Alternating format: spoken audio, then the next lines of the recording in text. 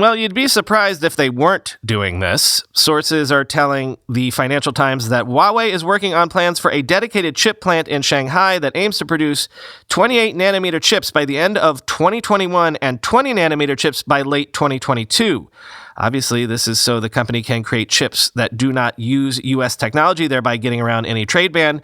But also note the absolute breakneck speed with which they're trying to catch up. Quote, industry experts said the planned local facility would be a potential news source for semiconductors after stocks of imported chips Huawei has been accumulating since last year ran out.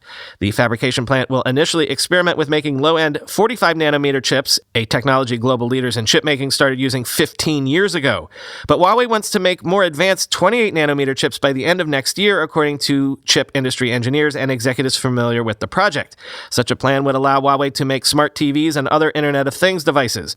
Huawei then aims to produce 20-nanometer chips by late 2022, which could be used to make most of its 5G telecoms equipment and allow that business to continue even with the U.S. sanctions. Quote, the planned new production line will not help with the smartphone business since chipsets needed for smartphones need to be produced at more advanced technology nodes, said a semiconductor industry executive briefed on the plans.